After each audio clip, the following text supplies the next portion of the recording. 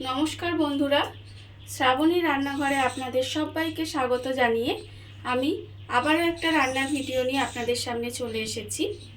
আজকের আমি করলা দিয়ে একটু অন্যরকম রান্না একটা করে দেখাবো।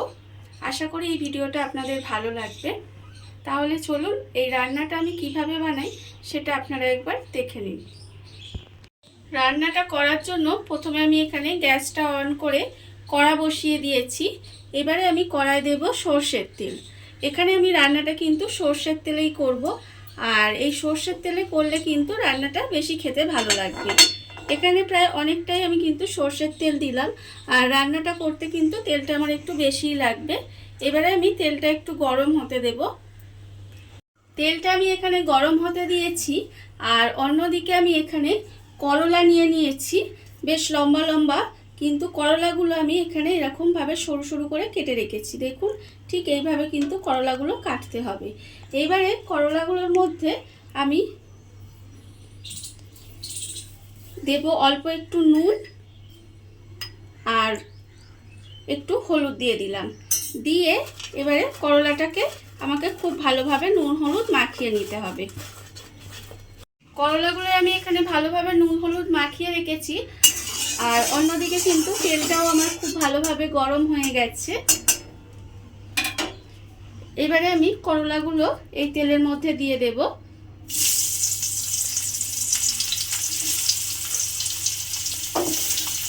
করলাগুলো তেলের মধ্যে দিয়ে একটু লাল করে ভেজে নিতে হবে। করলাগুলো আমার এখানে লাল করে ভাজা হয়ে গেছে। এবারে করলাগুলোকে আমি তুলে রেখে দেব। অনেকেই দেখবেন বাচ্চারা বা বড়রা করলা খেতে চায় না তেতোর জন্য। আপনারা যদি এইভাবে রান্না করে দেন তাহলে দেখবেন খেতে ভীষণ ভালো হয়, আর তারাও কিন্তু ভালোভাবে খেয়ে নেবে। এইভাবে করলাগুলোকে আমি প্রথমে তুলে রাখবো। করলাগুলো আমি এখানে লাল করে ভেজে তুলে রেখেছি।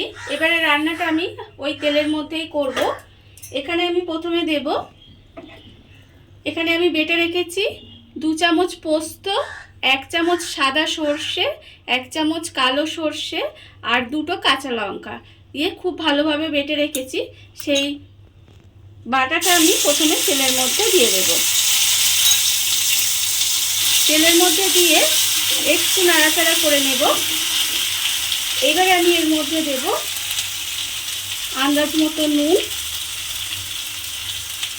আর আমি এর মধ্যে দেব হলুদ গুঁড়ো 1/2 চামচ, আর আমি দেব এর মধ্যে অল্প একটু লঙ্কার গুঁড়ো। যেহেতু কাঁচা লঙ্কা দেওয়া আছে সেই জন্য আমি এখানে অল্প একটু লঙ্কার গুঁড়ো দিলাম। রান্নাটা করতে কিন্তু খুব বেশি মশলা লাগে না, খুব অল্প মশলাতেই কিন্তু রান্নাটা হয়ে যায়, কিন্তু এটা খেতে ভীষণই ভালো হয়। আপনারা বাড়িতে বানিয়ে দেখতে পারেন। এবার এটাকে কিন্তু খুব বেশি আমি ভাজবো না, অল্প একটু নাড়াচাড়া করে জল দিয়ে দেব, কারণ যেহেতু সর্ষে দেওয়া আছে তাই আমি কিন্তু বেশি এটা ভাজলাম না। এবারে জল দিয়ে এটাকে খুব ভালোভাবে এটাকে ফুটতে দিতে হবে গ্রেভিটাকে।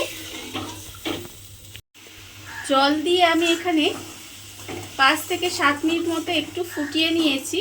দেখুন গ্রেভিটা কিন্তু বেশ অনেকটাই ঘন হয়ে গেছে। এইবারে আমি এর মধ্যে দিয়ে দেব যে করলাগুলো আমি এখানে লাল করে ভেজে রেখে দিয়েছিলাম, সেই করলাগুলো আমি এর মধ্যে দিয়ে দিলাম। করলাগুলো দিয়ে খুব ভালোভাবে মিশিয়ে গ্যাসটা কমিয়ে ঢাকা দিয়ে একটু রান্না হতে দিতে হবে।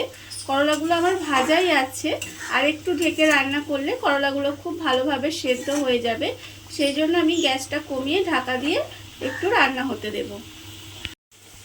ঢাকা দিয়ে আমি মিনিট 5 মতো রান্না হতে দিয়েছি। দেখুন রান্নাটা কিন্তু আমার প্রায় হয়েই এসেছে।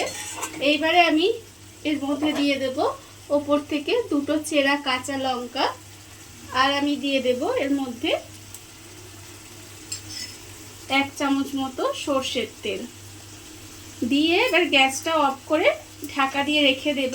রেখে দিলেই কিন্তু আমার রান্নাটা রেডি হয়ে যাবে। দেখুন বন্ধুরা, বাড়িতে থাকা কত অল্প উপকরণ দিয়ে কত সুন্দর একটা করলার রেসিপি তৈরি হয়ে গেছে। আপনারা দেখতেই পেলেন।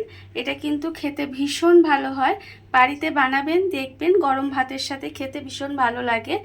আর এই ভিডিওটা যদি আপনাদের ভালো লেগে থাকে তাহলে লাইক করবেন, কমেন্ট করবেন আর সাবস্ক্রাইব করবেন আমার চ্যানেলকে। আজ এই পর্যন্ত, নমস্কার।